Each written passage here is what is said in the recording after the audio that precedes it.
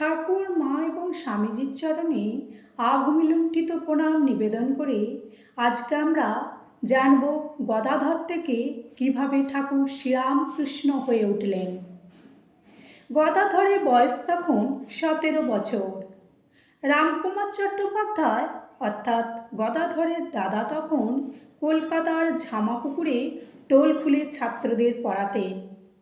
গদাধরের লেখাপড়ার উদাসীনতা লক্ষ্য করে তিনি ঠিক করলেন তাকে নিজের কাছে রাখবেন। তারপর এক শুভ দিনে রঘুবীরকে প্রণাম করে রামকুমার ও গদাধর কলকাতায় যাত্রা করলেন। টোলের কাজ ছাড়াও রামকুমার কয়েকটি বাড়িতে ঠাকুর সেবাও করতেন। ওই পূজার ভার পড়ল গদাধরের উপর। গদাধরও বেশ খুশি।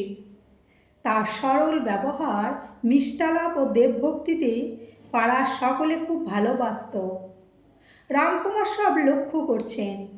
একদিন তিনি পাঠে মনোযোগী হবার জন্য গদাধরকে তিরস্কার করলেন। উত্তরে গদাধর বলল, চাল কলা বাঁধা বিদ্যা আমি শিখতে চাই না। আমি এমন বিদ্যা শিখতে চাই যাতে জ্ঞান লাভ করে মানুষ ধন্য হয়। এইভাবে 2 বছর কেটে গেল। এমন সময় জানবাজারে রানী রাসমণি দক্ষিণেশ্বরে মা ভবতারিণী মন্দির নির্মাণ করলেন। বৃহস্পতিবার স্নানযাত্রার দিন খুব ঘটা করে মন্দির প্রতিষ্ঠা হলো। গদাধরের দাদা রামকুমার চট্টোপাধ্যায় তখন প্রধান পুরোহিত হিসেবে নিযুক্ত হলেন। গদাধরকে আমরা এবার শ্রীরামকৃষ্ণ বলবো। শ্রীরামকৃষ্ণ রামকুমারের সঙ্গে এই মনোরম দেবালয়ে থাকতে লাগলেন। এই সময় তার ভাগ্নে হৃদয়রাম চাকুরির সন্ধানে দক্ষিণেশ্বরে এলেন। একদিন মথুরবাবু শ্রীরামকৃষ্ণকে কালীবাড়িতে দেখতে পেয়ে ডেকে পাঠালেন।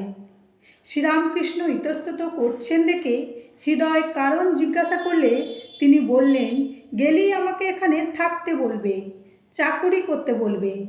হৃদয় বললেন, তাতে দোষ কি? এমন স্থানে মহতের আশ্রয়ে কাজে যোগ দেওয়া তো ভালো বই মন্দ নয়। তবে কেন ইতস্তত করছো মামা?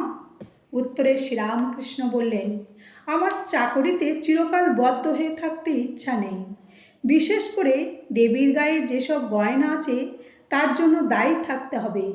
সে বড় হাঙ্গামার কথা। আমার দ্বারা ওসব হবে না। তবে যদি তুই ওই কাজের ভার নাও তাহলে আমার পূজা করতে আপত্তি নেই। হৃদয়রাম এখানে চাকরির খোঁজেই এসেছিলেন। সুতরাং শ্রীরামকৃষ্ণের ওই কথায় আনন্দে রাজি হলেন।